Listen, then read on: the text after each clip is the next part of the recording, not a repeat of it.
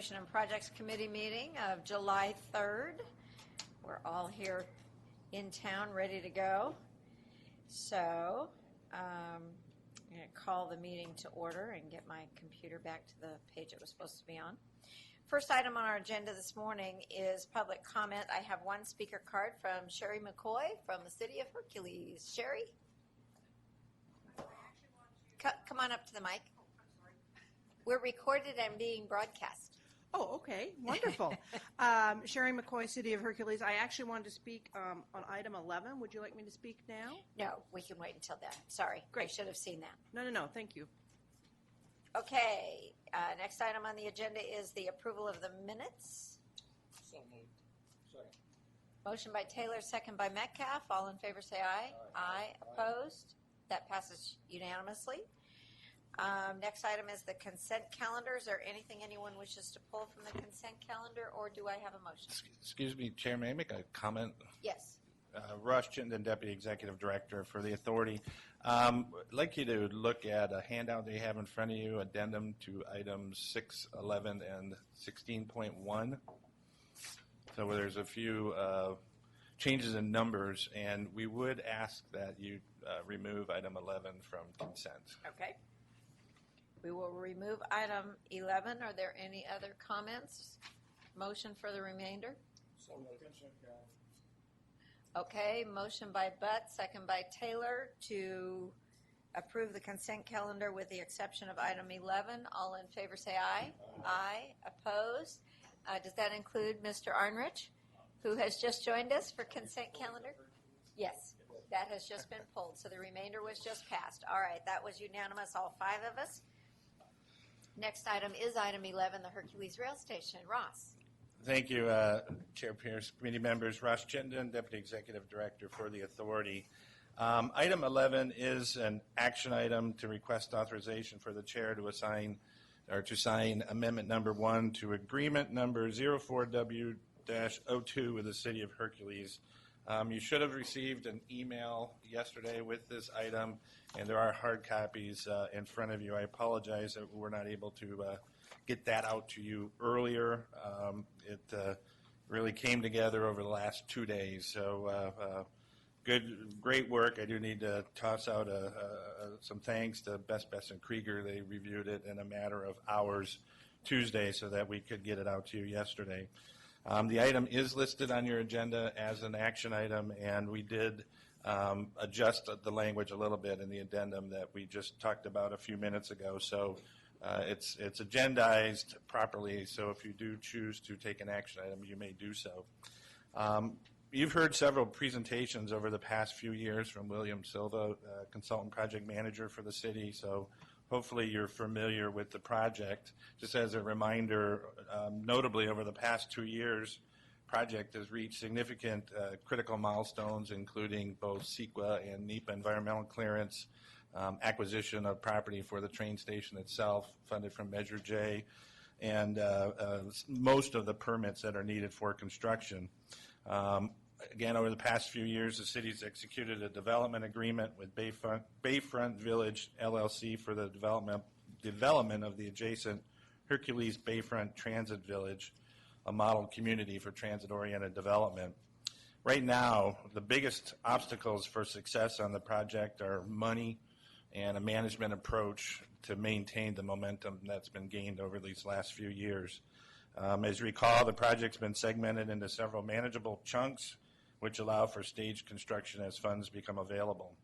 The first 2 segments the first 2 stages are in construction, and that's where we became involved. The original agreement approved by the board in November 2014 allowed CCTA to perform construction management working for the city, and that was envisioned as our role. The city would continue to manage environmental and design, and we would assist in construction management. At the same meeting, the authority also approved a contract with Ghirardelli Associates as our agent to manage that construction. The city awarded the Bay Trail contract prior to approval of this agreement, and that actually led to kind of a rocky start with that contract. So Ivan and his team have come in and helped develop some structures so that we have a committed schedule and questions are being addressed, and the construction's progressing adequately now. The original agreement the original agreement both with the city and the contract with Ghirardelli Associates envisioned that as additional projects became ready for construction, we would amend the agreement with the city to take on that work, and then we'd amend the contract with Ghirardelli to authorize them to work on our behalf. So that was end of 2013. You fast forward a few months, and William Silva, the city's project manager, found a career opportunity too good to pass.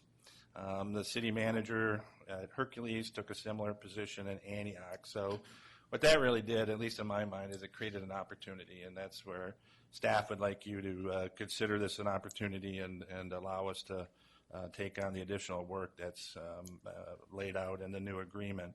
So essentially, the new agreement expands our role from construction management into overall project management.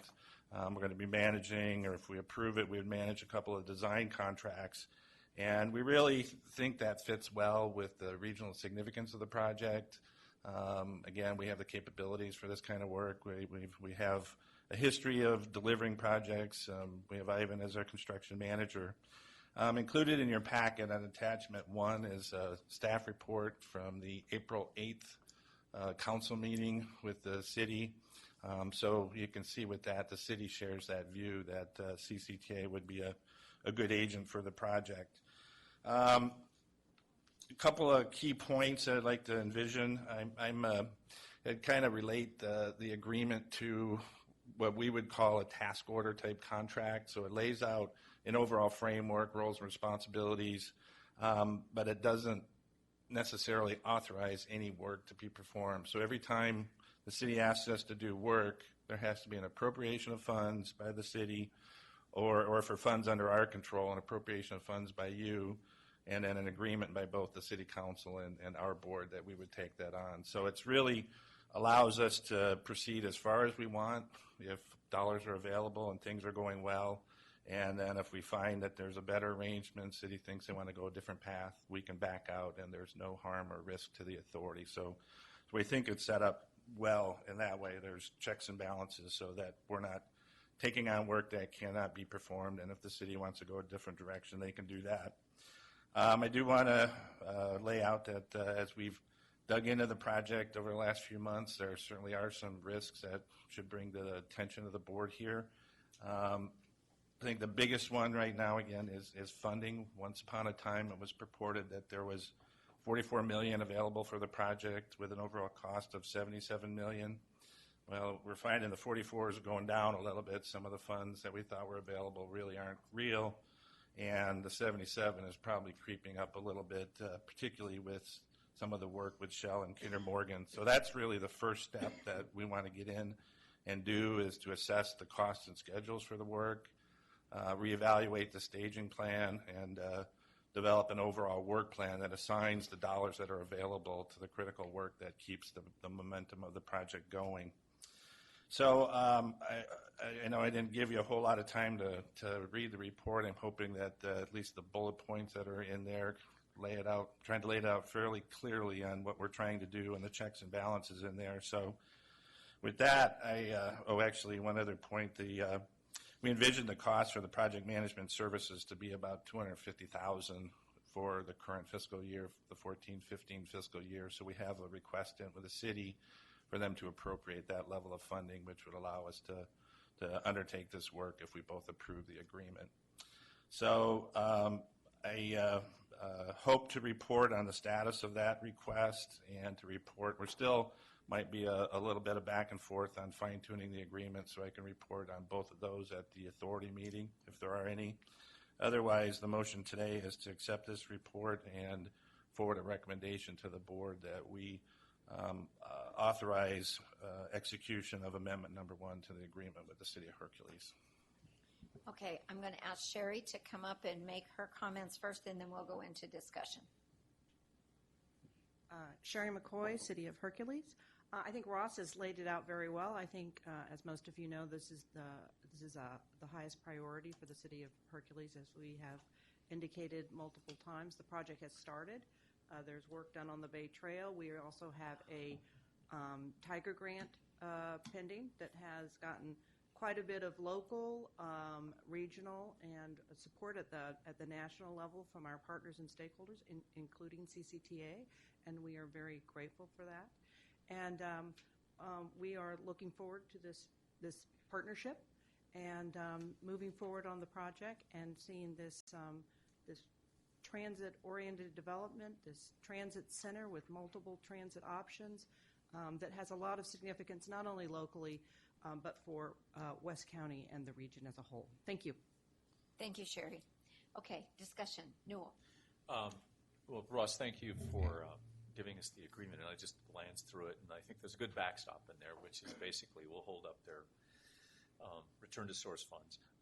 I think it would behoove all of us, and no criticism, but just given the substantial personnel changes that are occurring, we've got a designated interim contact from City of Hercules.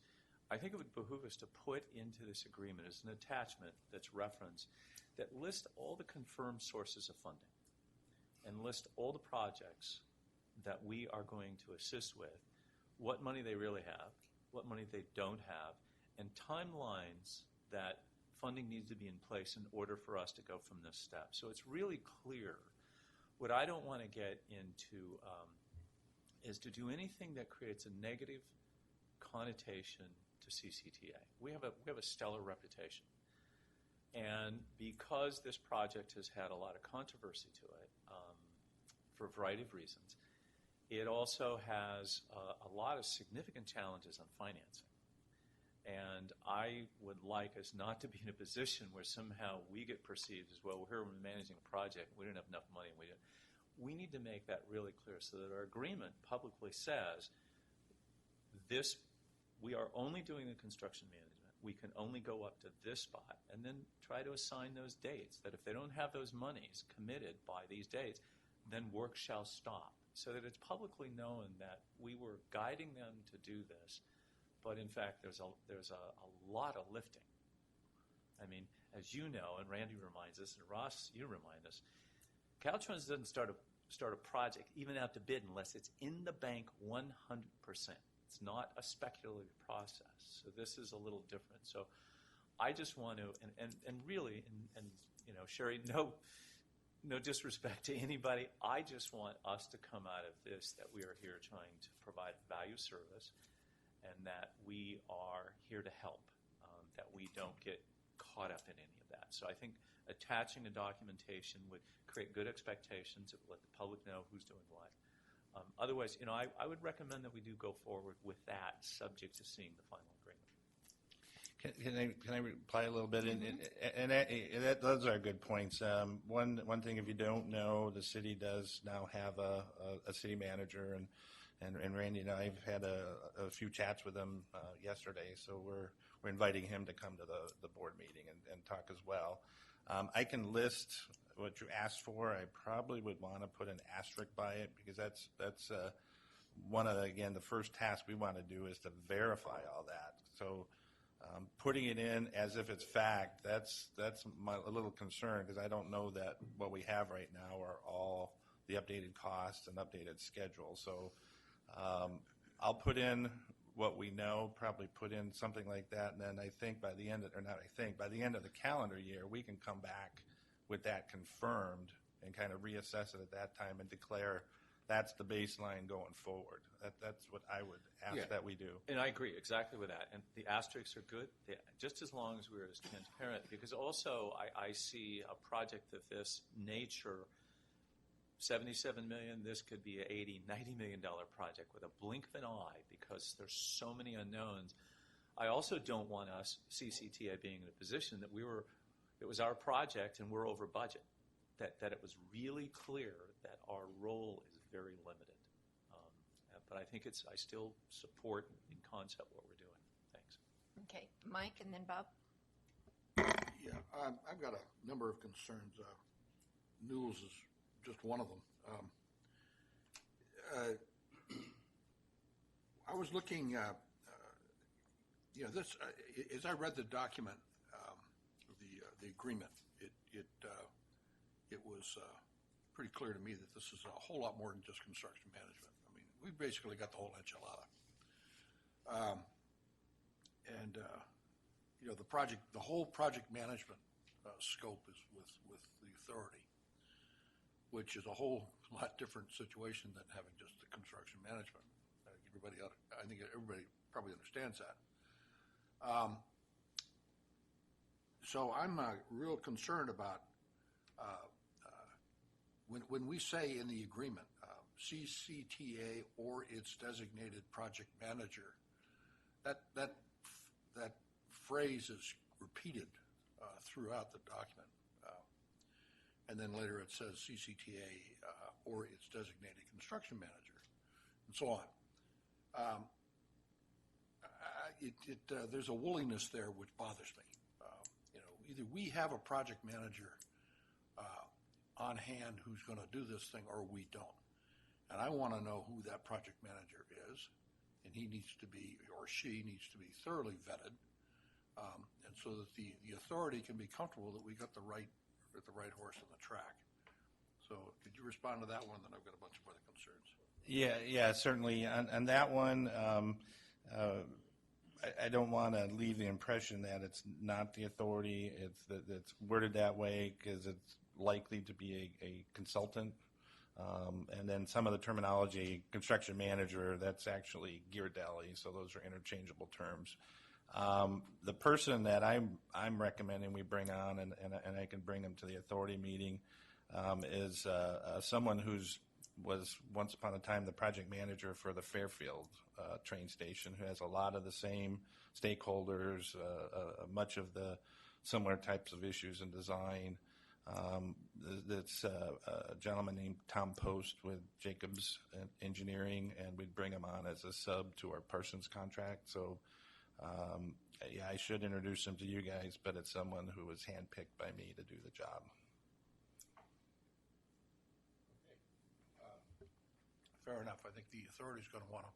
Yeah. I think the authority deserves to see that person, be able to question that individual, and would like, a pretty thorough CV on the individual. Sure. Because this is a really, really important job. The second concern I got is I'm very concerned about the stability of the Hercules staff. And this is a very delicate thing, Sherry.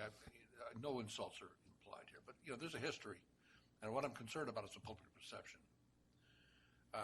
This came up when we were authorizing a fairly large amount of money, a year or so ago, and I personally took the view that we need to cut them some slack, let them perform, and they seem to have done that. Now we have some significant departures of major personnel, starting with the city manager, and then the director of public works. This bothers me. What else is going on? And there's no way you can answer this, but there's certainly it's an issue that I think needs to be very clear in people's minds that there are problems out there, and the public is going to have a perception that that we're in there bailing the city out. And if you look carefully, you realize that one of the things we're going to provide is people to backstop the city in the carrying out of their responsibilities. We're going to be basically seconding people, as I read the agreement, we're going to be seconding people from somewhere within our organization to their staff, so that their people, which are really our people, can do the things that they are supposed to be doing to fulfill their part of the agreement. So when you put that all together, it reinforces the perception that we are really taking this project on lock, stock, and barrel. And I know that's not the intent, but that's certainly what I can see happening.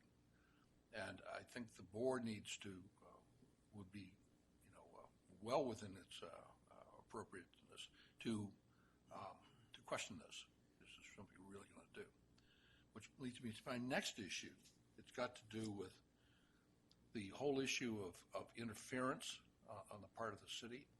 Throughout the document, it says that the city will have the right to approve contracts, approve designs, so on and so forth. And then it says, and approvals will not be unreasonably withheld. Well, I've seen that language before.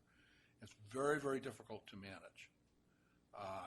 And, not that the current city council would be obstructionist, but I can well imagine in the political environment, you could get a change of council on a project as long as this one's going to take, who could really be problematic. And what happens if you get some agendas on the council which are not consistent with the agendas that we're currently on the council there? What protections do we really have? I'm not sure the agreement addresses that appropriately. Which brings me to my next concern. It's got to do with the whole issue of what happens if the city really has problems from some other, somehow problems develop such that they go into a default situation. If that city goes into default, and lots of cities are going into default in California, where does that leave us? We're holding the bag, if not legally, politically. It's ours. We own it.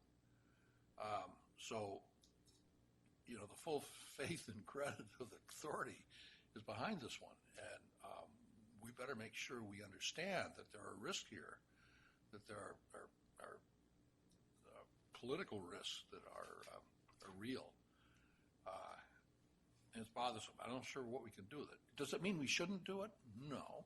But we better understand that this is going to take a lot of effort, which brings me to my next concern. When we put the agreement together on the Caldecott with Alameda and the Caltrans, there was a very deliberate effort to make sure that there was a lot of executive oversight. And there was what I remember was referred to as an executive review board. And that's a concept which I'm personally familiar. It's one that a lot of major companies use on mega projects. And this is a mega project. And it's all about making sure that top management is well aware of problems as they're developing, not after they've developed, but as they're developing, and is entitled to get in and insert advice. It's a form of almost mentoring, but it's formalized, and it's one that the public can see happening. And I don't see any of that here. And that I think is a deficiency. I think on something like this, we ought to treat it just like we did the Caldecott, where there was a formal board, and they met, I don't know how often, but they met fairly frequently. At least that's what we were believing, at least on the APC, my experience. And that was a useful forum because it did provide an opportunity for top management to publicly show that they were involved. And when we got the authority's reputation on the line like this, we would be remiss in not putting that kind of organization together. Okay, that's enough for now. Do you want to respond to that? Well, much of it is difficult to respond to because you're exactly right. A lot of this are the things that keep us awake at night because there are a lot of factors beyond our control in this arrangement. We've tried to build in as much protection from a financial point of view, but the financial piece is not the whole thing that we need to worry about. So a couple of general responses and maybe a few options we could talk about. So in terms of the financial, what Commissioner Arnerich asked for, when we bring that in, you will not see $1 of city general fund money. All the dollars are in specific accounts. And working with Randy and the finance manager over the city to ensure that the dollars or a dedicated stream at that level is available. So when we talk about the funding plan, we can respond to that, but there are no city general fund dollars committed to the project. So in theory, they're all protected. But to many of your points, I think Councilmember McCoy said it best, is this is really a partnership, and we have to approach it as a partnership. your suggestions about escalation ladders and partnership agreements and executive oversight, I think those are excellent suggestions, and we should put those in here. So a couple of options. So part of the reason why we're here today is it's July and we go dark in August. So that's somewhat of the urgency. So we could look to insert that language as an option to bring in by the authority meeting in 2 weeks. Another approach could be to have a scaled back agreement, which really authorizes limited scope for us to go in, dig into the work plan, better answer Commissioner Arnrich's questions, and bring that back before we declare we're going to take on the whole enchilada. Our motivation, or at least my motivation, is we've committed $27 million to this project, and we feel it's our role to go in and assist a partner who's not prepared today to do this work. My view, we jump in, keep the momentum, or the project languishes until they have the necessary staff that you're alluding to on board. So I think from a project perspective, that's the two outcomes I see. But I agree with everything you're saying, and I don't know exactly how to protect us against all that other than to communicate very clearly and openly about the status of the project in a helpful manner, not in a critical manner, just so that the public is aware of what we're undertaking and make sure all the decisions are made in a public fashion. I actually wish we were really taking over full control of the project, because then I think we'd have a lot less of the potential interference, because there's no way to gauge what the council is going to be like in 3 or 4 years. But under a partnership arrangement, we need to learn to work together, build in protections. But certainly, I think with the current council, we have a partner that wants to work with us. Bob. My gentleman to my left probably stole a little thunder, and then he went a little bit further than I did. I kind of forgot where I was going to go. I had written down immediately was I'm not quite sure how long the time for this project, and then I guess what was concerning to me was I think you had made a statement that in the document was that if something had to go, it had to come before the board here, then it had to go to their city council there. I guess what really got me was just to get something could take a long time because of the going back. You know how government works, very swiftly. And then I was curious as the admin cost of those time delays to us and how that would affect us through admin staff time. Time is always money. So I don't need an answer, Ross, because I don't think, right now I don't see a whole lot of answers. I see a lot of fog. But I guess that was concerning to me. And do we know how long this could go? Sure. From at least what we see with the plan right now, and again, I really want to assess it, if we had funding, we could have a train stopping in Hercules in 2018. So that's the plan in terms of how long it would take to complete the work and complete the construction. Now, that's with somewhere between another $35 and $45 million. So I'm not ready to declare CCTA is going to help the city get a train stop by 2018, because I don't know that we're going to find those dollars. But that's the time it would take if we had full funding. With respect to the types of decisions that need to go to council or authority level, that's generally only when we're entering into a new contract or amending a contract. So the city manager has authority to approve change orders up to a certain level.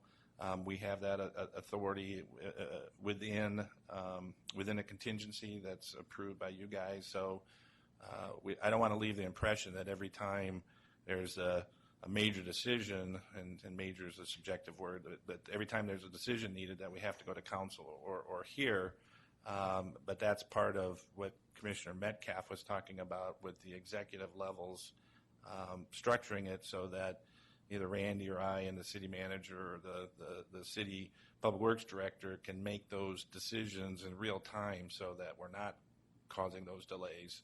And then with the actions that go to council and here, that's part of our work plan. If I need to start at work in 6 months and it takes 6 months to get approval and get a contract in place, I'm talking to you 6 months early. That's how we do all our projects. We don't wait until a decision's needed. We're looking forward and bringing it to you timely. Final comment and question. What could happen if Tiger doesn't come through? How does that affect this project? So right now, again, I think it's true. We have about $44 million worth of work, and the way the project is being staged, every stage provides value to the public. So the first piece is the Bay Trail. When that opens, people will be able to use the trail. The next stage is a series of roadways that are needed both for the train station and for the development agreement so the developer can develop property. So every stage has value, some to the developer, some to the train station. So we just need to keep chunking away. If with the $44 million that we have in hand, we would be able to build the train station, but we would not be able to build the track necessary for the train to stop. So I'll say that publicly is we can build the facility, but we need to invest about $12 million on railroad improvements for the railroad to agree to stop, and we don't have that, and that's part of the Tiger. So we have to be successful with Tiger, or we need to keep looking for dollars. And we do need to keep looking for dollars. Tiger will not fully fund the project. Tom? Is there a termination provision in the original contract? I couldn't find it in here. No, there isn't. I mean, so what happens if hypothetically, hypothetically due to a new city council and interference and whatever, it just gets to the point where it's just too much trouble to deal with? Could CCTA bail out unilaterally? We need to add that. That's a good suggestion. Right now, it's basically if work's not authorized, it just kind of peters out. But yeah, we need to have a termination clause in it. Well, I think you've heard some excellent suggestions about how to improve this, and I think if you incorporate those, including a termination clause, I mean, I would be supportive of this. I think that it's an important project, and particularly, I mean, if this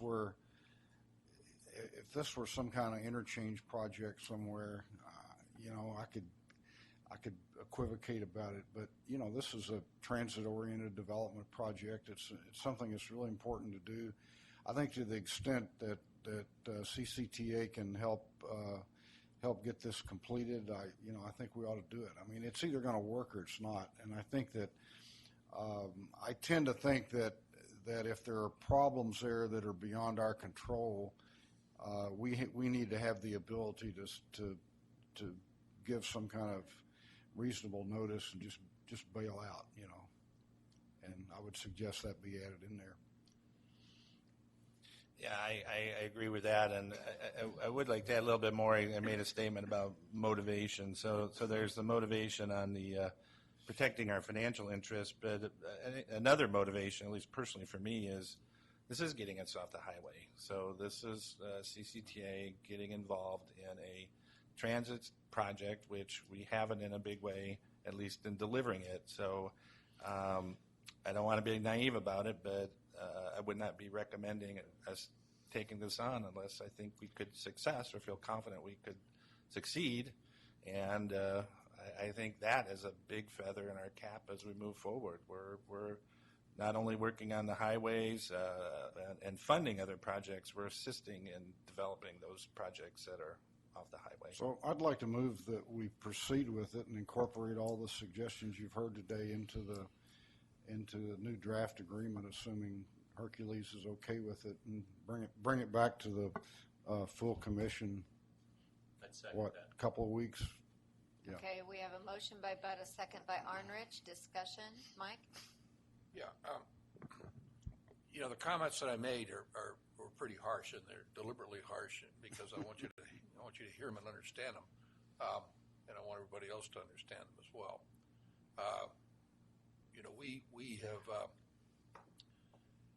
We've never taken a flyer, and I sure don't want this to be our first. And there's absolutely no reason in my mind why it needs to be, because I think that we've got the current personnel on board here, right? There's a lot of whom are sitting in this room, and we certainly have the experience. And experience is the real thing. There's no substitute for experience. We got experience in putting these kinds of things together. We can do it, but we can't do it by treating this thing in a half-baked way. We're going to have to really put a lot of our resources on it, and I'm talking about right from Mr. Iwasaki on down, not to mention the board. We're going to have to be deliberately involved in this project. And that's why I think that executive review board is so important, because the public has got to understand that we are in this thing with both feet, that we're not treating this thing as yes, it's a partnership. Sure, the relationship with Caltrans and Alameda was a partnership on Colicon, but we were in that thing with both feet, and everybody knew it. We may not have taken all the credit, but that's not the important part. The point is the job was successful. The job came out well. So we need that commitment that this isn't just a few people on staff. It's going to be a substantial part of this organization is going to be involved in this thing, because the risks are just too doggone high. So let's go into this thing with our eyes wide open. Thank you, Mike. I would agree with all of the comments that have been made this morning. I think it is incredibly important that we make sure that this agreement is rock solid and protects the authority. There's no question, and all of these suggestions are really good ones.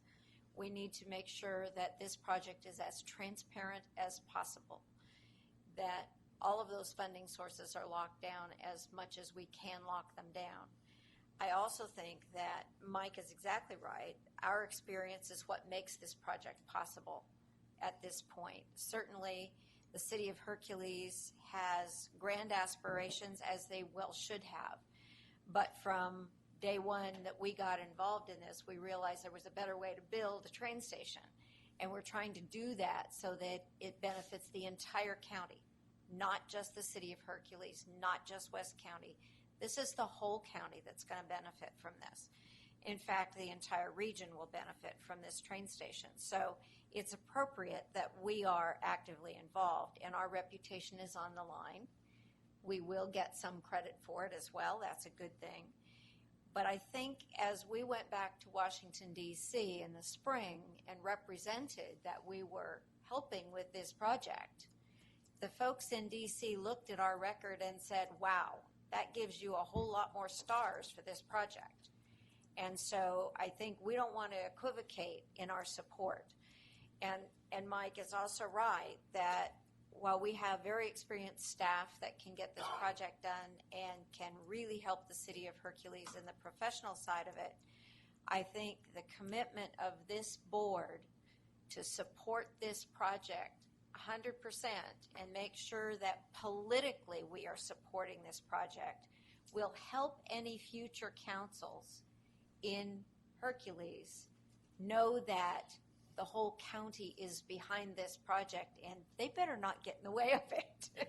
So while this current council is fully supportive and they are making some very wise decisions in asking for good experienced help in getting this project done, I think as long as we are fully committed, it will be very apparent to any potential future councils that the wisest course is to continue to get this project completed successfully.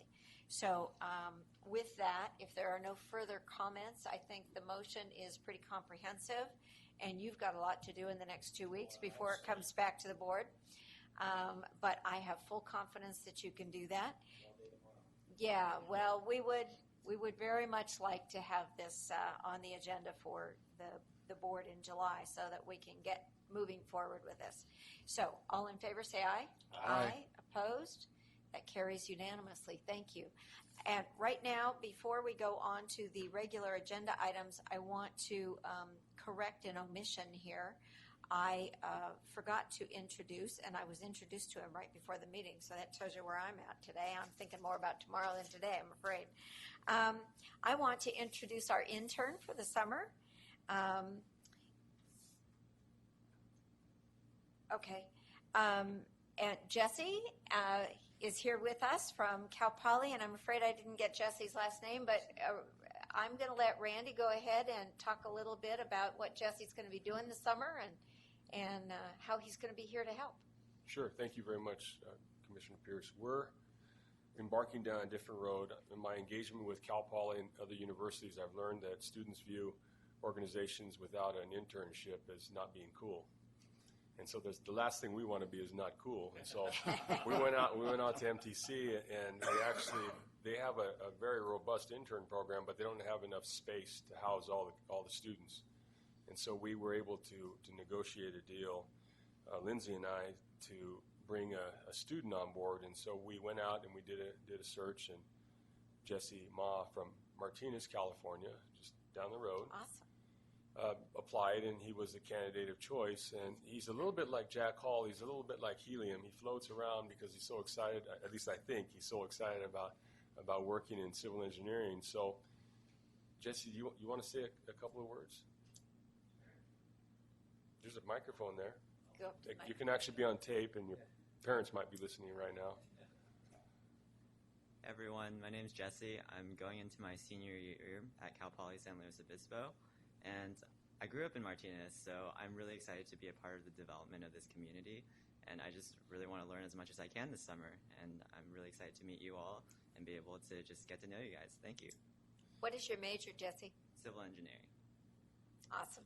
So the agreement with MTC is that the candidate works on MTC-related things like OBAG, funded projects out of RM2 or toll rehab money, and so Martin and Ross and Lindsay and Randy have agreed that we're going to teach them a little bit about construction management, a little bit about planning and design, a little bit about financing, because a lot of our students that come out, they don't realize how you fund projects. So he's going to get a jump start on bonding, on AAA rating, AA plus rating. He's going to get an idea of how to communicate better with the public. So hopefully when he does graduate, and all of us are getting gray, as been mentioned by Randy Carlton a couple of times, when we leave, you've got the future is sitting out in the audience. That's wonderful. Well, welcome. We'll look forward to seeing you more over the summer. Comment? Pardon? Comment? Yes. Jesse, you have to get along with the politicians. He's off to a good start. Tom, your mic is on. Okay. Very good. And Randy just handed me a note as well, since we're talking personnel issues. Randy's note says, sent an email out announcing promotions of Jack Hall from associate engineer to senior engineer, and Ivan Ramirez from senior engineer to engineering manager. Congratulations to both of you. Thank you, guys.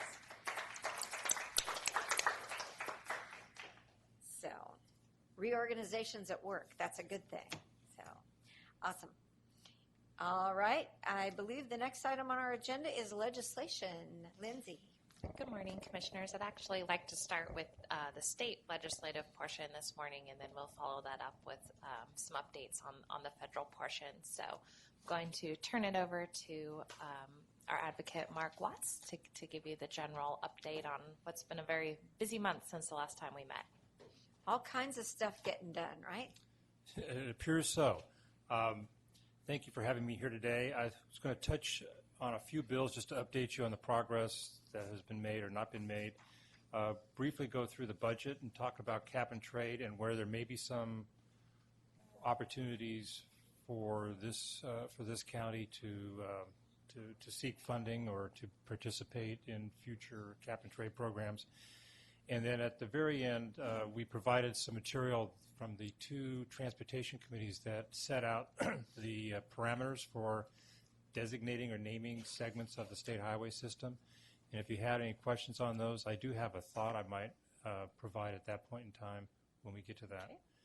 So updating on legislation, I think it's a regret to discuss AB 1724, which we worked so hard on, the CMGC bill with Assemblymember Frazier.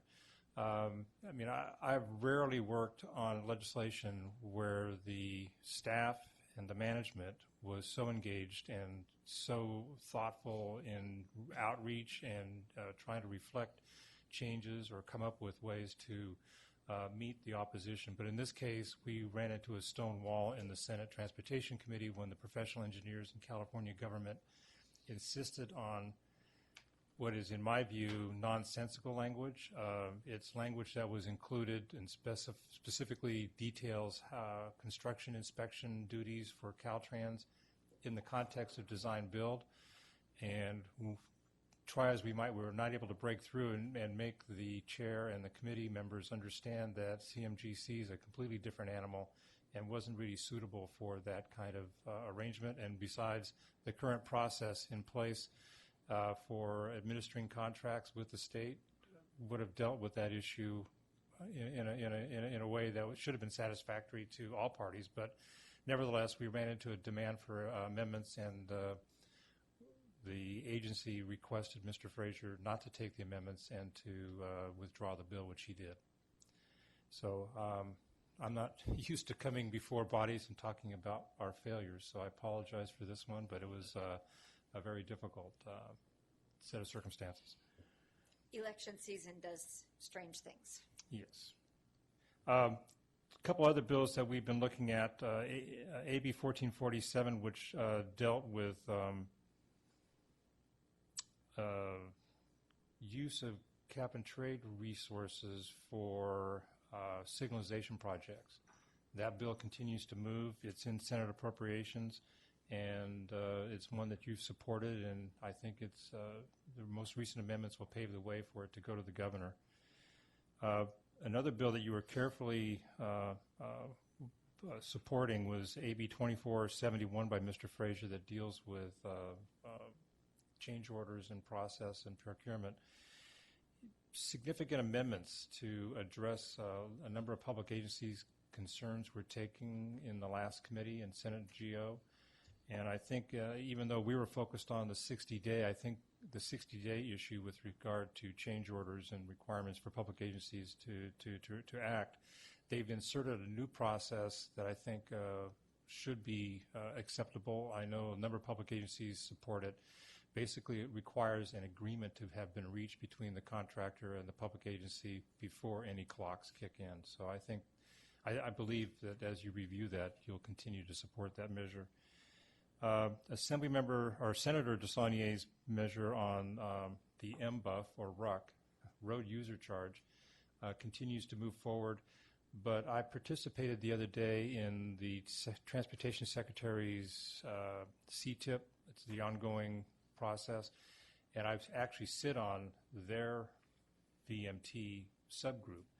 And I think I came away from that understanding that I don't think the administration is going to support Senator DeSaulnier's bill. At the end of the day, I think they feel they have the authorities and their flexibility, and they have a different timeline in mind. And so, in contrast, Senator DeSaulnier's measure presents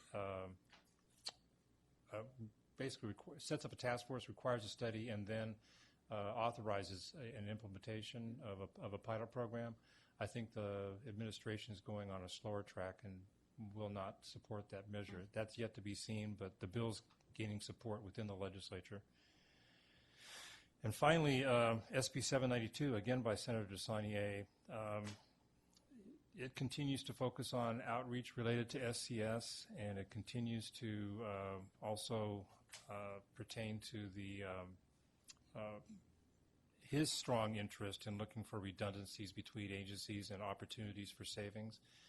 It now has MTC in support, so I think I see that bill moving further along than I had seen it in the past.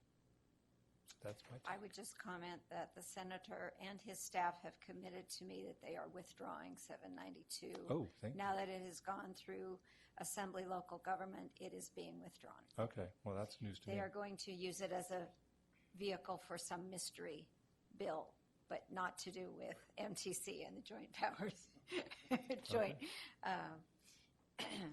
Group. So anyway, the intent is that that bill be withdrawn, and we do have that commitment from the senator and his staff. So Well, thank you for that update. I worked long and hard to get that one off the table. So yes, MTC did support it, but figuring it was better than any other alternative, and it had been largely whittled down, but unfortunately it still required an awful lot of reporting, and Yes. since we're already doing all the work required by it plus more, we thought it was a little silly to have to spend our time doing expensive reports every year. So anyway, so that bill is going away. Other comments, questions on legislation? Okay, very, yeah. Maybe this is not the right area, but Ross and I have talked about the express lane network in the Bay Area. And Mark, I think we've had a conversation with you. And currently, in order to get it amended, let's say State Route 4 pencils out and there's going to be revenue in the future to pay for the ICM project of the future and those technology-based projects, would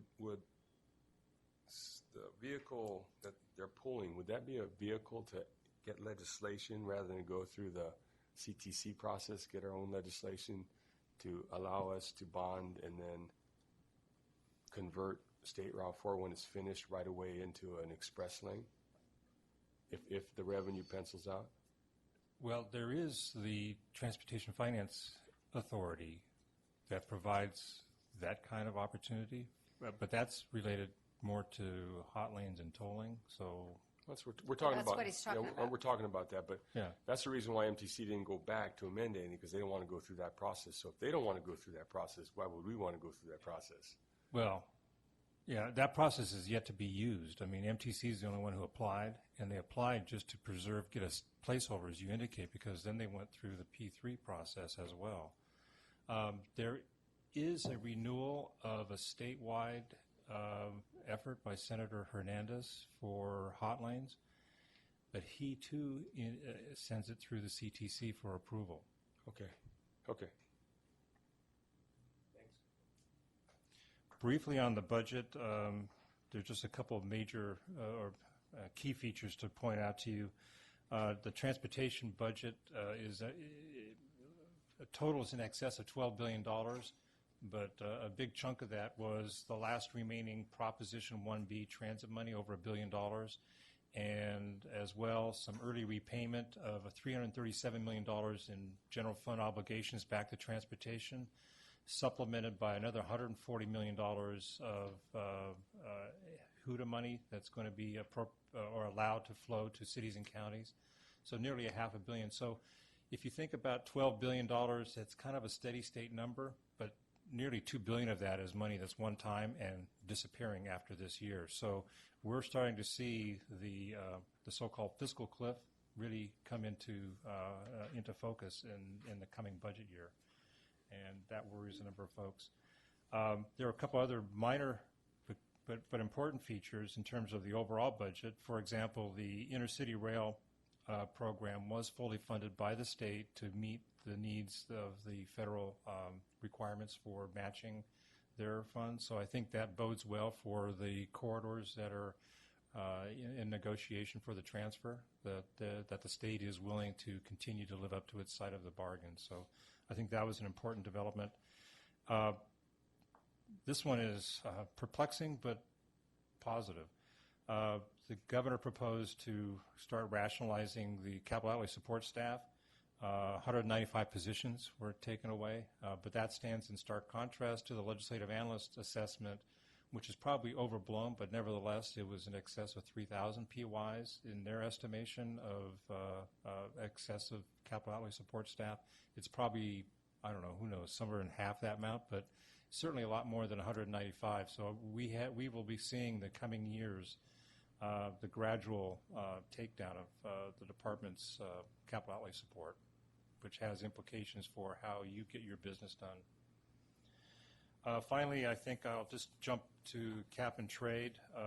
Just as a reminder, the budget did contain $872 million of cap and trade revenues. $250 million of that went to high-speed rail, and $50 million went to transit operations and capital programs, and $130 million goes to affordable housing and sustainable community strategy infrastructure investments, and the balance of $200 million goes to low-carbon transportation projects, with another $240 million going to a wide variety of programs, including weatherization, energy projects, water conservation projects, and the like. But that set the stage for the second half of what they did in cap and trade, which I'm sure you've heard, but just to recapitulate it, they set up a program going forward on a permanent ongoing basis and allocated 60% of the funds going forward with a continuing appropriation for these categories that include high-speed rail to receive 25% going forward, transit operations and capital on a formula basis, receiving 5% going forward, bus transit, commuter, and intercity and urban light rail projects under transit capital category, a second transit capital category, receives 10% of the funds, and the sustainable communities infrastructure investment piece that I mentioned is going to receive 10%, with 10% going to affordable housing. So off the top, the areas where I think an organization like yours can play would be the first transit program I outlined is formulaic, and the funds go basically on the same formula that transit assistance goes out now, so that would not provide an opportunity, although it provides funding to your partners in the region. So there may be some collaboration there on capital projects. The second category, the 10% transit capital category, that does include commuter and intercity rail as well as bus transit, will be a competitive process with the determination with the CTC making the allocations, but with the Transportation Agency reviewing the program, similar to how the EEM program works now, which is the Environmental Enhanced Mitigation Program. And that would be an area where I think you may have some competitive projects, but the guidelines on how that's going to work have yet to be worked out, so we'll have to watch those very carefully. And of course, the Strategic Growth Council oversight of the Sustainable Communities funding will provide another opportunity, and it's not clear. We have to see the guidelines, whether that'll be something that requires MPO level work or can individual agencies be participating. I think the guidelines will be key to that.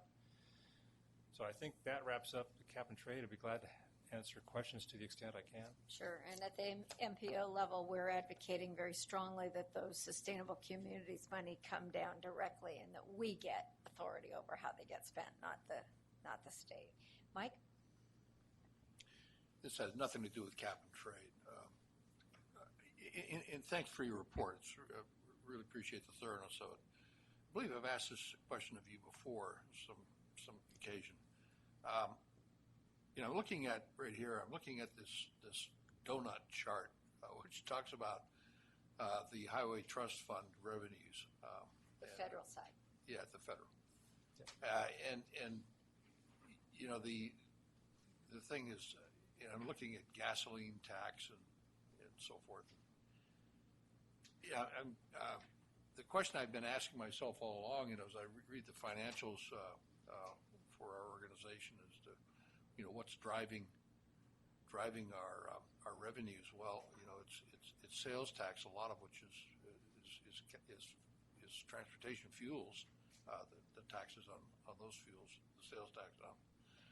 So what's happening, if I understand things correctly, is with fuel efficiency and conservation, the combined effects of those, higher prices driving conservation, you're getting less and less volume sold, so less and less tax, which leads me to the conclusion that I think a lot of other people have had, that we just have an unsustainable revenue stream.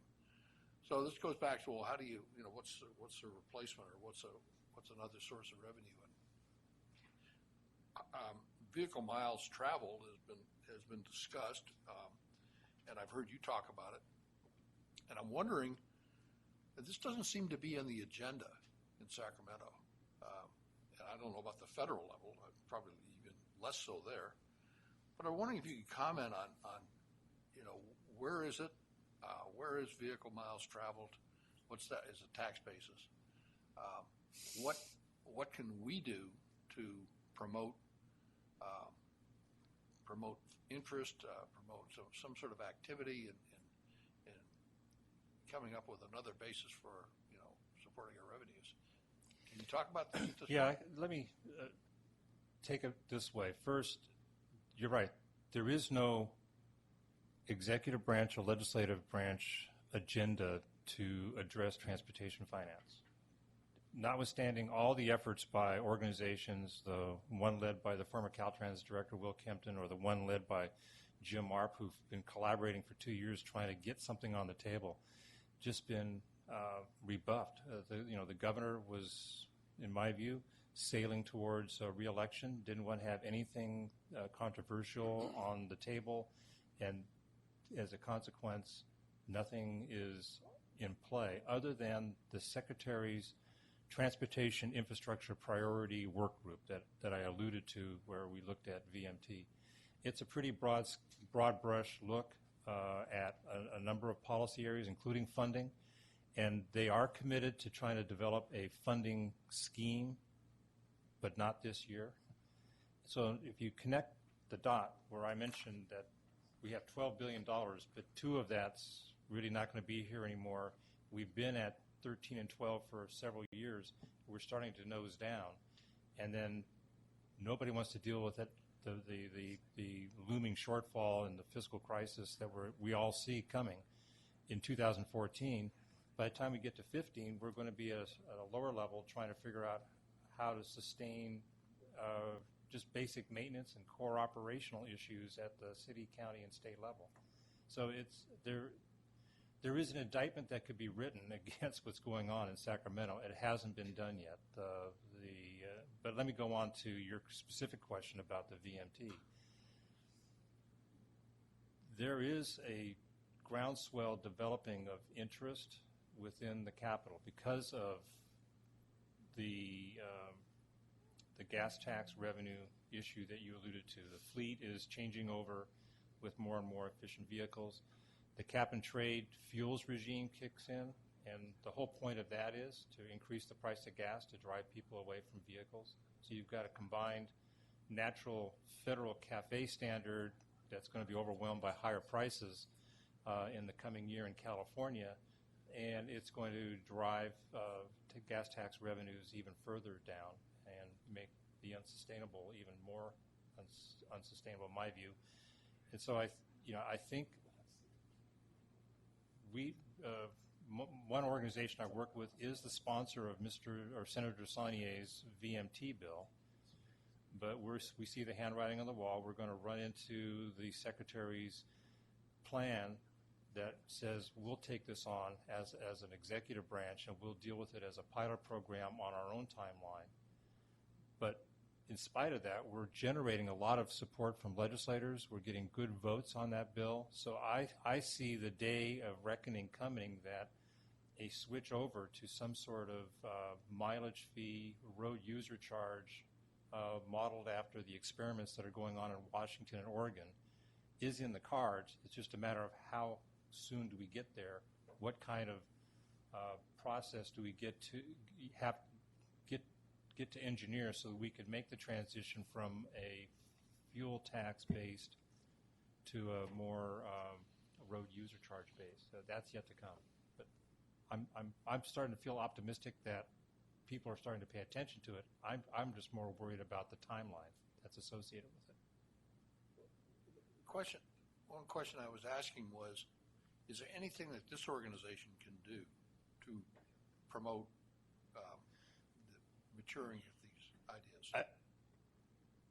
There will be a time and place for that. I think it's early now because we don't know the framework of what's going to emerge yet.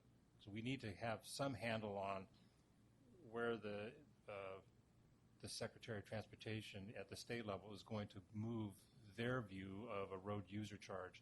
We need to get a better handle than we have to date.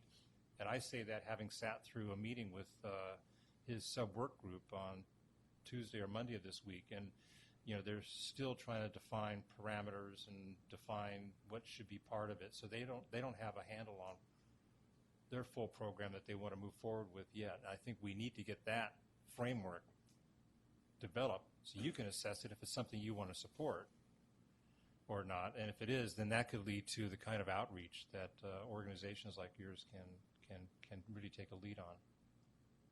So I think we're just a little... It's the wrong time of year in an election year for that to have any legs at all. It has to wait until after November to have a chance to be vetted a little more fully. Everybody's skitterish right now because of the election.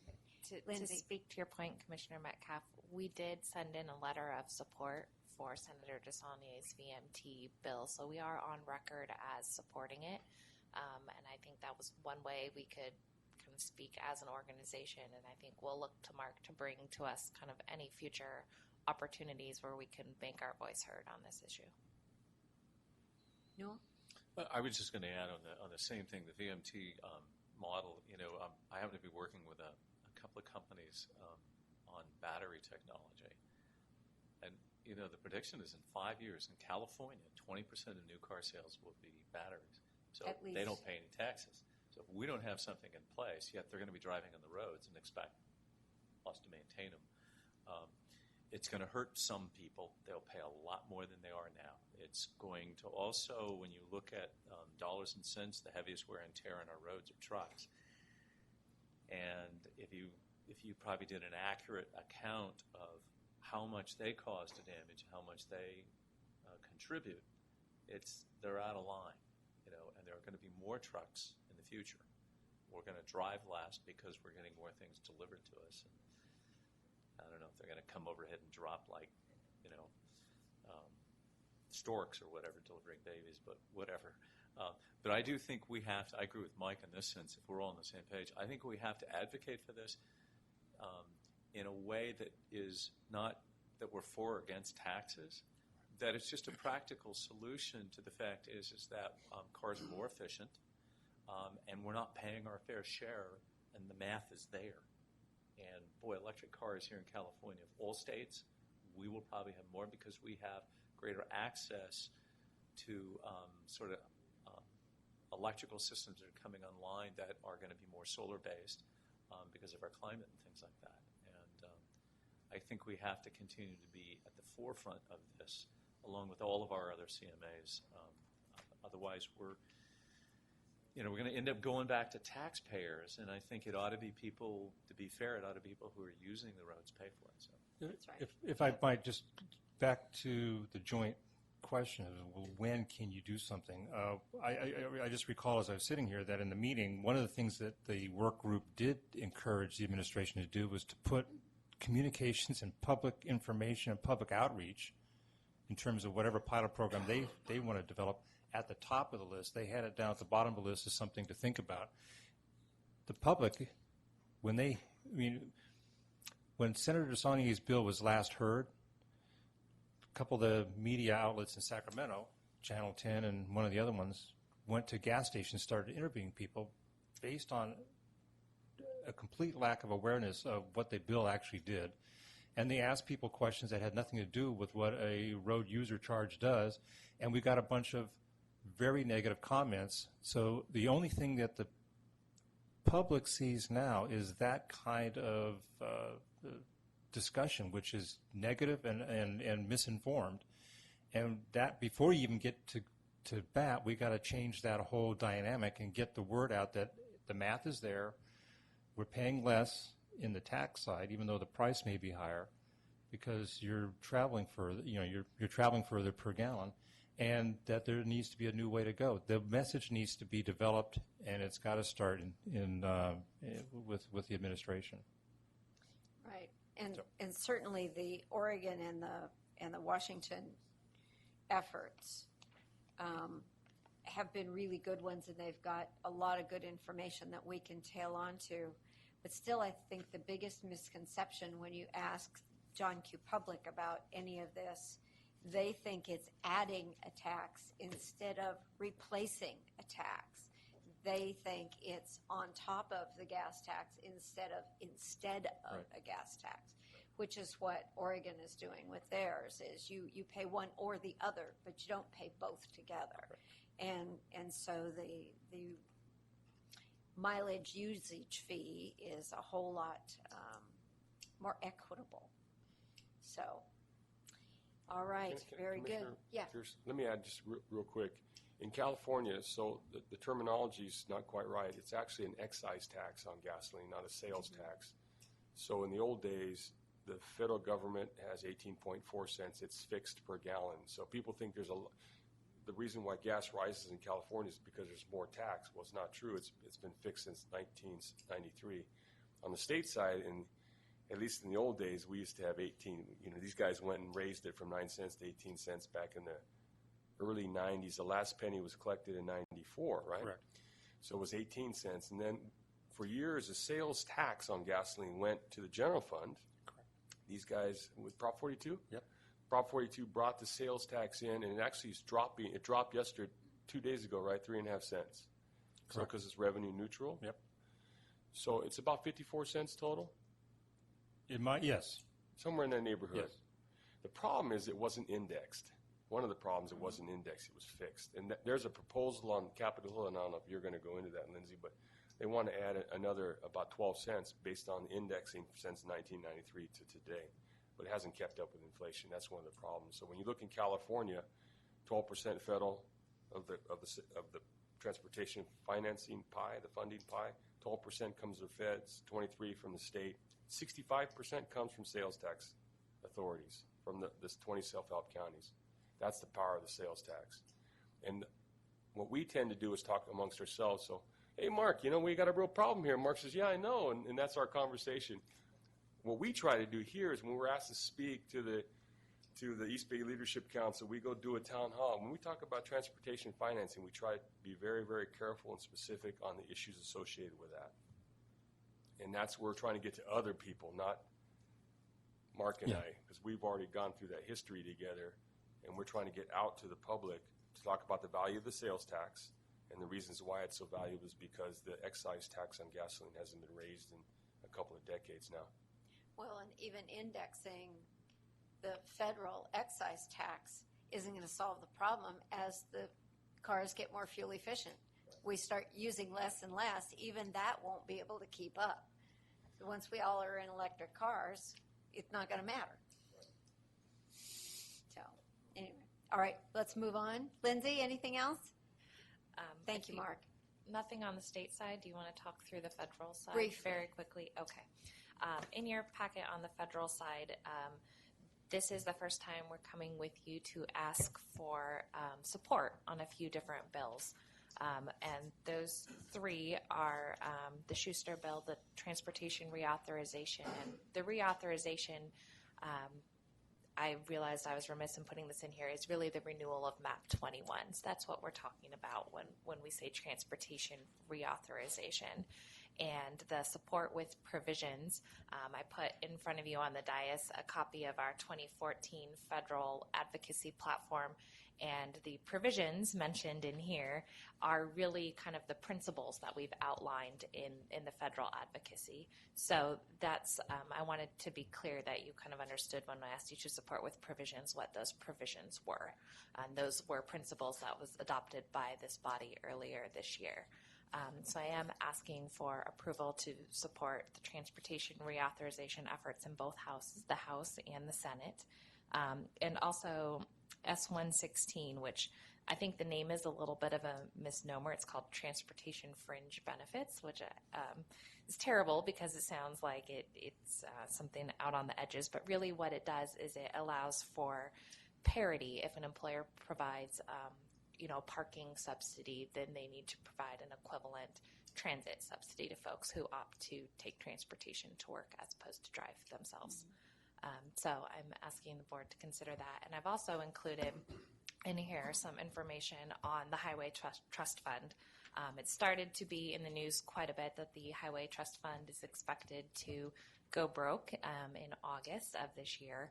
And I think you will see a lot more information about that. And actually, Hisham has been really wonderful. We've been looking at this together, and he's kind of helping me work through what projects of ours, could potentially, are there any effects of this happening on our projects? And we'll be delivering to you, hopefully later this month, kind of some talking points and a brief summary on that issue, very specific to our organization and our projects, kind of how that's affecting us at a local level. There have been several proposals floated at the national level to kind of shore up the Highway Trust Fund. Many of the proposals, as Randy mentioned, there's one by the Republicans to increase the gas tax by 6 cents each year for the next 2 years and then index it to inflation. There's been quite a few proposals floated. There seems to be almost a new one every week.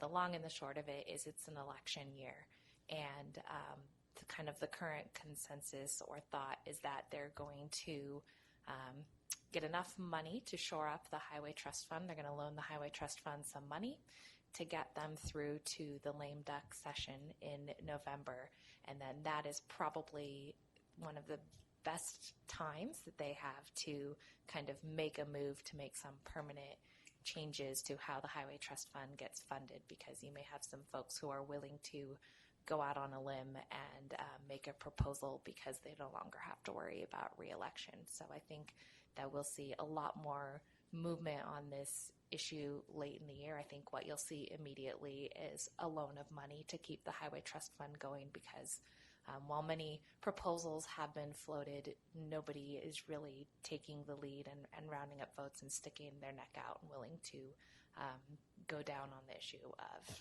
sustaining the Highway Trust Fund. No. I just make a motion that we recommend support map 21 in both houses and S 1116. Okay. Motion by Arnrich, second by Metcalf. All in favor say aye. Aye. Opposed? Carries unanimously. Thank you, Lindsay. I have the next one, so I'll make it very quick as well. Okay. A few years ago, the authority had entered into agreement with Keystone Public Affairs, who provides our information on the federal side. The agreement was really to be eyes and ears and not to necessarily actively advocate on our behalf, but to help arrange meetings when authority staff is in D.C. And you'll see their agreement was set as retainer is $2,000 a month. And as part of the original contract, we had the option to essentially continue to amend that agreement for up to 2 years through 2016. I thought it was appropriate to come back to the board and authorize it 1 year at a time. And for this particular fiscal year, you'll see a slight increase.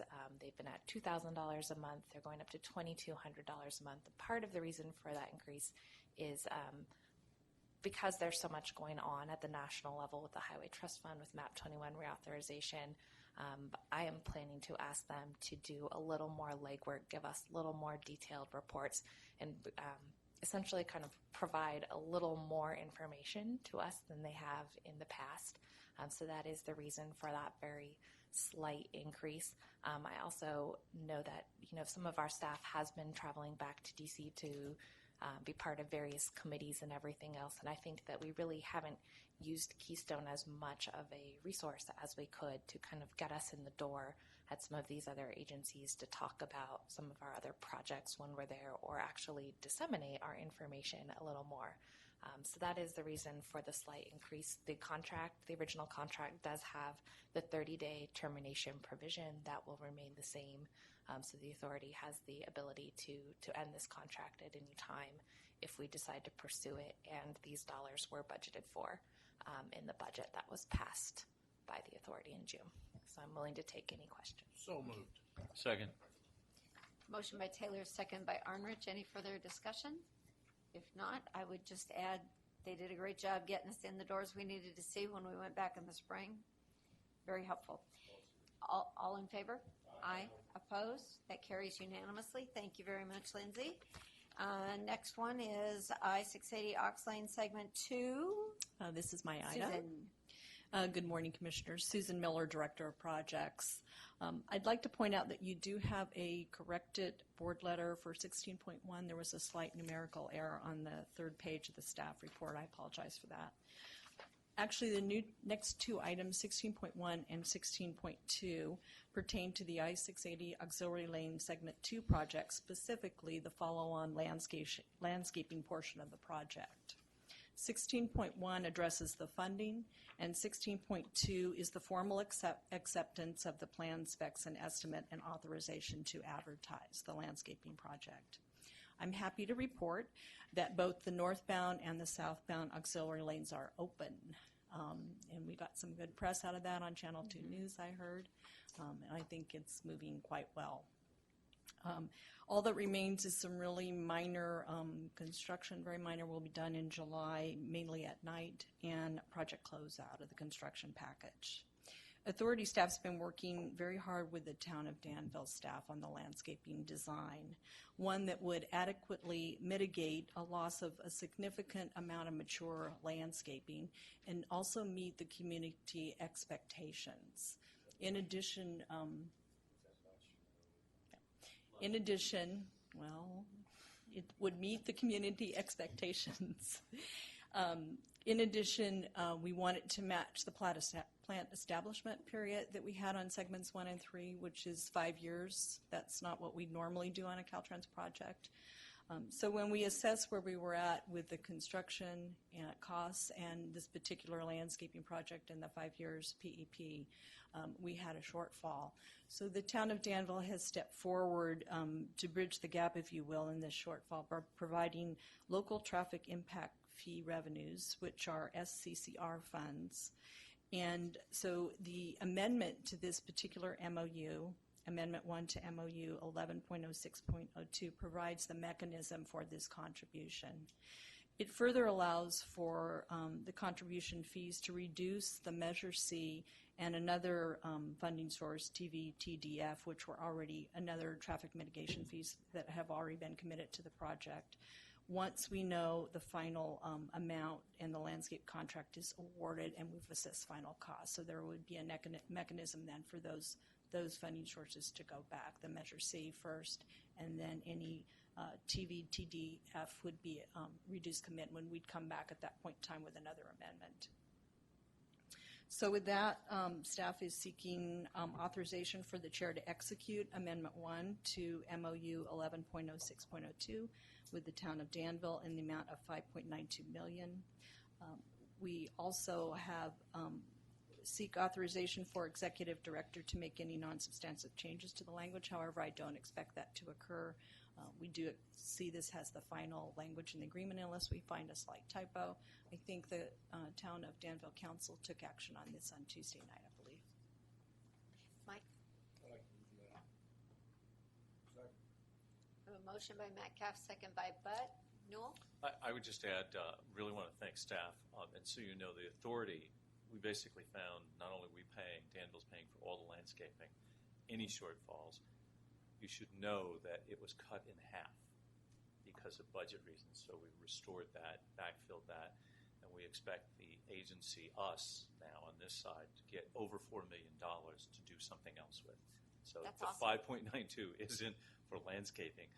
That's money we're putting into the project so we can then back out other monies. So we're helping pay through that fund.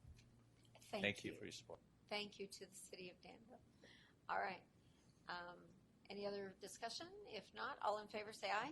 Aye. Opposed? That carries unanimously.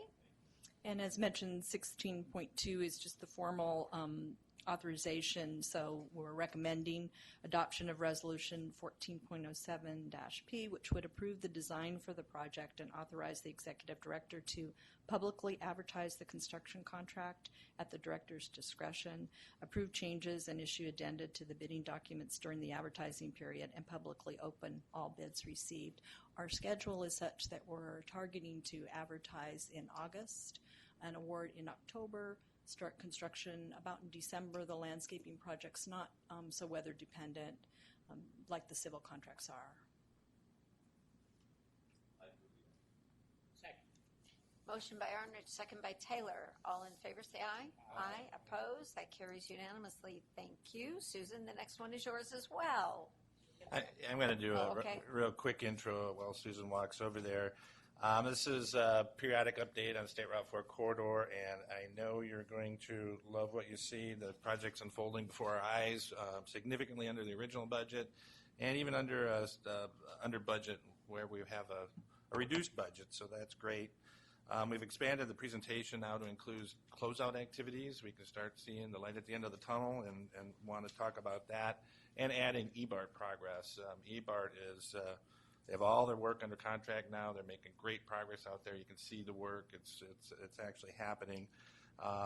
So there's great news on the progress. And then there's some opportunities in front of us that we're discussing at staff level. And we want to daylight that here and get your feedback and then bring it for action at a later date. So with that, I'll turn it over to Susan. Christina, we need it down here too. No, there it is. Now it is. Thank you. Did it go on? Yeah. Okay. All right, good. There we go. All right. I'm very happy to give you this update, especially personally very happy because I've worked on this project for a very long time. And for a long time you work on a project on paper, but then when you see it go out to construction and then finish construction, it's really a wonderful thing. It's really fulfilling. I've also got Ivan Ramirez here. Ivan's been intricately involved in the construction end of things and will be assisting me, I'm sure, in answering some questions you may have. So I would like to remind you that the project is from Loveridge to Hillcrest Avenue in East County. It's doubling the capacity of the freeway system out there. So we're providing 3 mixed flow lanes and 1 carpool lane in each direction, as well as redoing virtually all the interchanges. We also have the challenge of, and also, a great deal of partnership with BART in working on the extension of the eBART facility out to the Hillcrest interchange. So we're building all the bridges in the median for the eBART project, and we also are building in the Hillcrest segment a significant amount of the station platform, and the pedestrian overcrossing to an entry house will be where customers will enter to go over and cross and get onto the center platform. We also have a tunnel that leads to the maintenance station. You'll see a picture of that a little bit more in the presentation. There are 5 construction packages, 4 being administered by Caltrans, and the Hillcrest portion with all the BART work is being administered by the authority.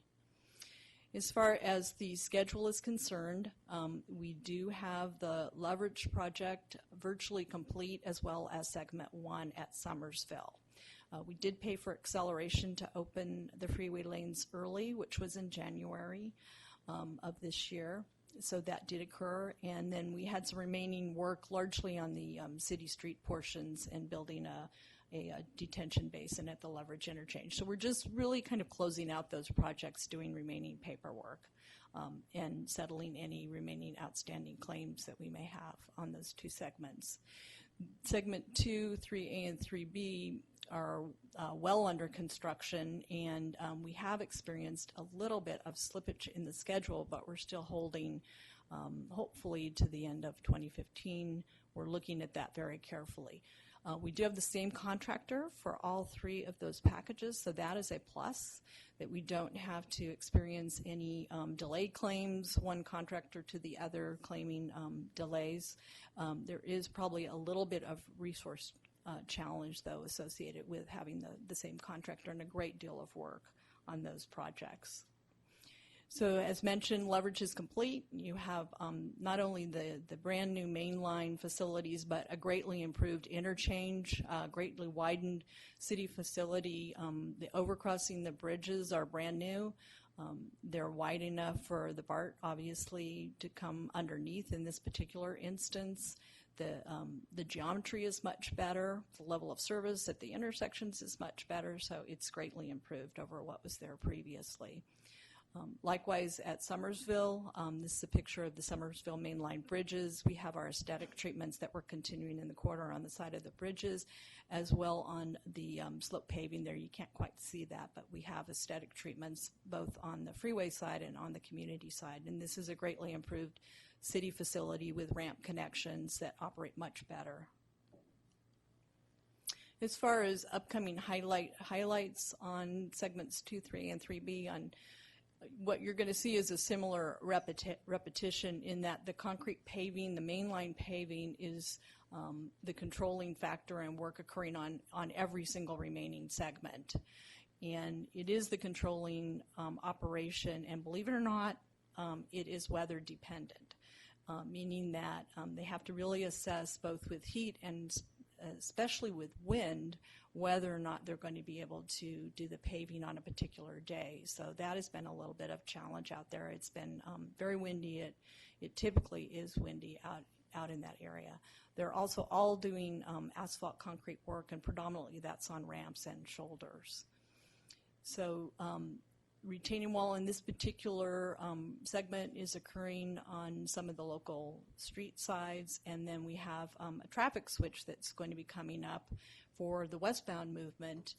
Actually, between this segment and Hillcrest, the westbound traffic is going to all shift to the north on the newly constructed paving there, except for the piece between A Street, where it will swing, the traffic will swing westbound onto a new bridge that's in the median, and then it will swing back at G Street. So that will introduce, if you will, what's called a little bit of an S-curve.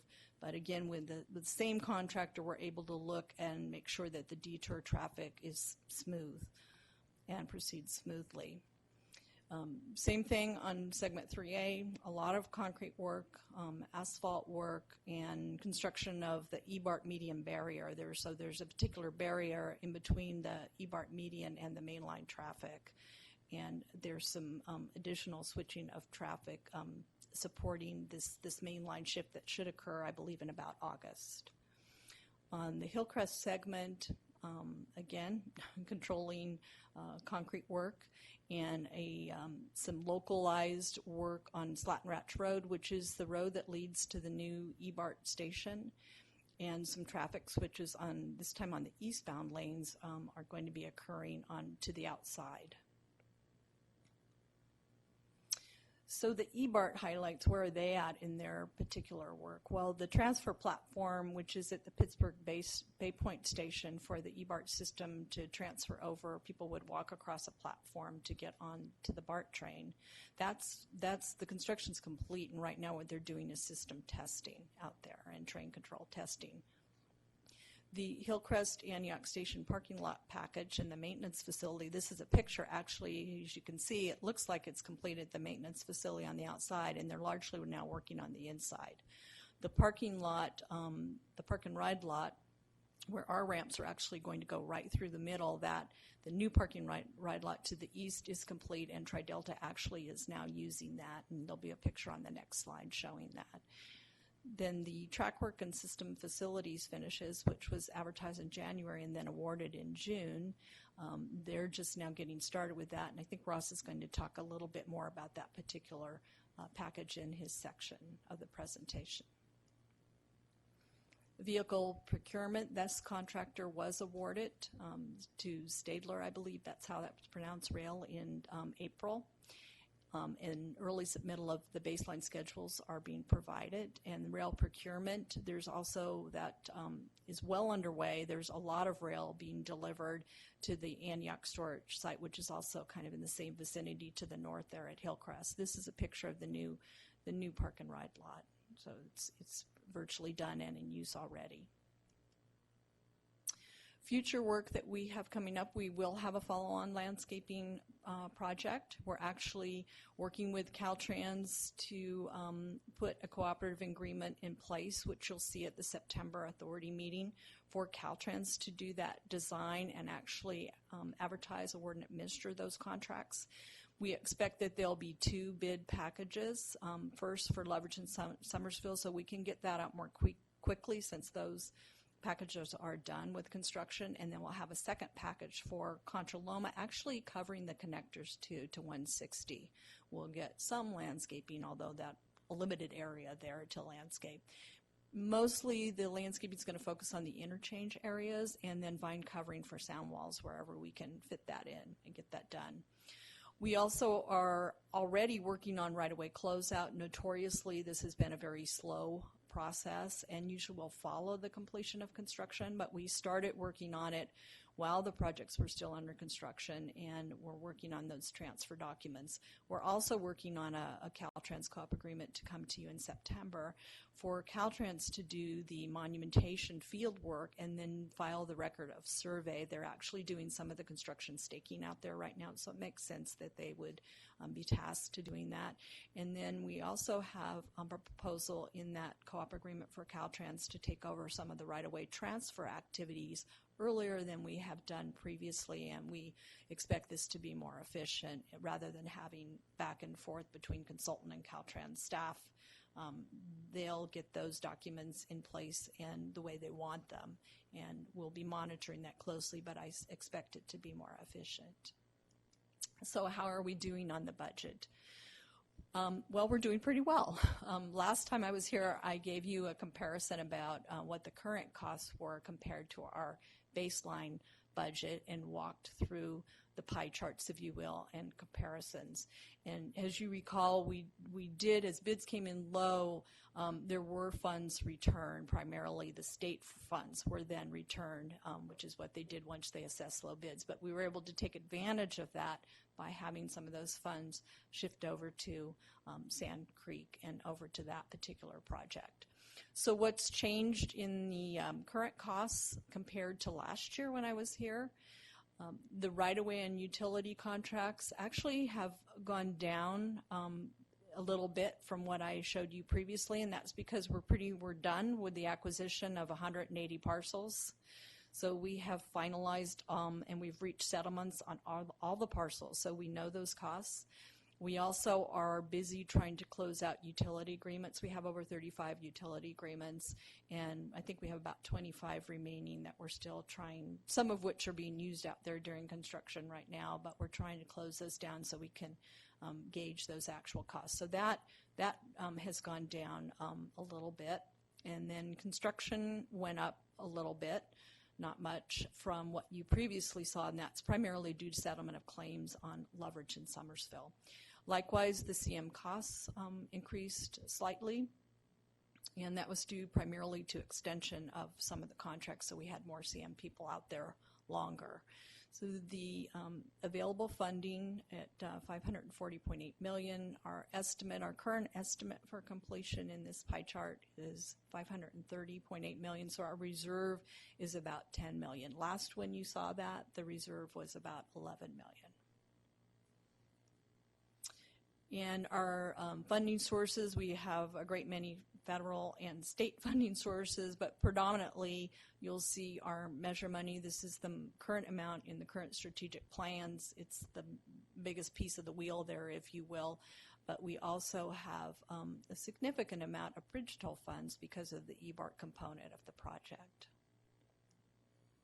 So now I'm going to turn it over to Ross. All right, thank you, Susan. A great presentation. So Randy always says I'm a numbers guy. No nice pictures, but a lot of numbers. This is it's a lot of detail, but I wanted to show you the whole picture. It's the EBART budget and status over the last year or so. The middle column, there's their budget, and at that time it was about, well, it still is about $503 million. I think what's significant to note of that is that when originally they were working on the project, the budget was, and Susan, you would know, it was around $540 million or somewhere in that neighborhood. And that's when the bottom fell out of sales tax and ECRFA. So we worked with MTC and BART to bring that budget down. So that's the budget. Did want to mention it is below what they originally said. So I think that's significant. They made a commitment to bring it on that budget, and overall I think they're doing pretty well. The latest forecast is the next column over. The biggest change there is the track work and systems and facility finishes contract that Susan mentioned. That was approved by the BART board in May. I can't recall the exact date, but that's really the last contract. And then there's a few other adjustments, primarily due to the extended schedule for the project. So at the end of the day, what the other part is they are asking us and MTC to fund a program reserve, and I think that's very prudent. As Susan mentioned, we have $10 million on the high side or on the highway side, so BART's using Federal Transit Authority recommendations on contingency and program reserve. So us and staff at MTC can support these numbers. What that does is to fund that program reserve leaves that as a projected shortfall of $8.2 million. That doesn't mean they need $8.2 million, but similar to the discussion we had with Hercules, we don't want to have them in a position where they have to run to us if they need to make a decision quick. So we want to find a way to make those dollars available in the case they need it. More importantly is the last line on this chart. As part of that contract, they put in an option for a new station in Pittsburgh at what they're now calling Civic Center Station. It was left out of the original project. I'm sure many of you were in those discussions, probably not necessarily the best decision. We will never have a better opportunity to add that station than now. Otherwise, it's going to be in the middle of an operating segment of BART. It's going to be very disruptive to service, costs a lot more. So we've been working with staff at MTC, City of Pittsburgh, and BART to find a way to allow them to add that into the project. And next slide, please, Christina. So this is what I wanted to daylight, and it's not ready to bring to your action yet, but we wanted to talk about it again because we won't be seeing you in August, and we're in discussions with BART and MTC. To allow them to move forward on the program on the reserve, what we're basically doing there is chunking it up in three pieces. We're asking BART to commit to some of the dollars, and we're not there yet. That's the piece that's missing. The good news is we had the foresight in the 2013 strategic plan to put in a program reserve so we could fund most of this without tapping into any of our other projects, and then MTC would bring in a chunk. So at the end of the day, to make that whole, we'd have to commit $700,000 out of the $10 million that Susan talked about on the highway side. And again, that's not money that's spent. It's just a reserve to be available if they need it, and we'd put in some protection so we're involved in the decision if they do need to access those dollars. Pittsburgh is a great news story. Pittsburgh can bring in about $3.5 million. They recently approved an assessment district around the train station. That was about $1.5 million. They had $2 million other dollars. BART will provide the farebox equipment, and then with your approval, we would ask that we would split the remaining costs with MTC and us. So contribution on our side of about $2.5 million, which again would have to come out of the $10 million that Susan's talking about, would get a station in Pittsburgh, which seems to me to be a pretty good investment, a return on our investment. So I just wanted to show those to you, get any reaction, and obviously we would have to come back to the board for final approval on those. Questions, Mike? Yeah, that Pittsburgh contribution of $3.5 million, was that a community facilities district? You said it was an assessment district. I thought it was when development takes place, then the development pays into the fund. That's Is it pre-funded? That's what my question was. Well, here's my real question. Okay, if it's a CFD, if it's a benefit assessment district, has it gone through the challenge period? I mean, is there any risk of challenge to the assessment district? I would have to come back with that. I don't know. It's the property owners and the adjacent properties, and I believed it was an assessment today. It was not dependent on development. It's based on. I'd like to clarify. Yeah, we can clarify that and was. get that from Okay. Joe, city manager, on specifically what that was. So my understanding is it's effectively dollars in the bank. Yeah, I think Ross is. I don't think it's an assessment of the property values. No, I don't think it's an assessment of the property values. I don't quite remember what Joe said. They recently passed legislation, or they got the vote in order to assess the property values when they're developed around the train station. They got a 50 to 12 vote on that, so that's done. But you're talking about the $3.5 million that Joe has already. It wasn't an assessment. It was like a transportation impact fee fund or something like that. So we'll get you the right answer. Because there's money collected. And I'll text him right now. it's a little of both, because part of the $2 million that they had prior to that was, I It's in the believe, that bank. was into some development. So, yeah, it's secured, completely committed. City council will take an action on it. I don't know about the challenge period. We can find that out. Okay. Newell? Well, two things. First of all, I agree. I mean, you know what? I agree in the sense that this is something we got to find the money to do. To do it now, it's like we're building a system. It's going to be at capacity before it opens. We've invested all of this money. In fact, J-Rod 4 has been our highest priority next to the Caldecott Tunnel. I would think this would be a missed opportunity. But by the way, it says dollars shown in millions, which means those are billions. It means dollars shown in thousands, or put decimal places up there. I was fainting when I thought, 8.2 billion? What are you talking about? So, Yeah, anyway, we have millions on some sheets and thousands on others. there you go. Thank you. Okay. But I do support the idea of let's do everything we can to pull out for $2.4 million. Oh, yeah, let's get it done. Even if we have to advance the money from another fund, I think we should not miss this one. Yeah, the good news again is we're holding the costs on the highway side, so we're adding a little risk there, but we're not robbing from anything. It's money well. I support that, and I apologize. I do. Well, unfortunately, so does Bob. So we're at a point where the other three of us better be able to stay for just one more item, and otherwise this isn't an information item, no action needed, except for kudos for everybody. You move the next item? There's nothing to talk about. Okay, wait a minute. The next item is the authority's investment policy for 2014-15. And I have just received a motion from Commissioner Arnrich and a second by Commissioner Taylor. Any further discussion? Well, yes, I'd like to thank Randy for his very thorough report. Well, Yes, thank a you. very good staff report. Thank you. A little dry, but yes, we appreciate that, and all of those who put their work into it, including our financial advisors. We appreciate that. Randy, you And want to make any just- quick comment? Yes, just one quick comment. We do have a new face in the crowd from We do. PFM, and I just wanted to introduce her. Her name is Monique Spike. She provides the same role that Carlos Ablitas does for PFM. So we're And pleased to have her. thank you, Monique. We did not mean to shortchange your presentation, but we will lose a quorum here momentarily. So all in favor of the motion on item 18, say aye. Aye. Opposed? That carries unanimously. We are down to correspondence and news clippings. You've seen those.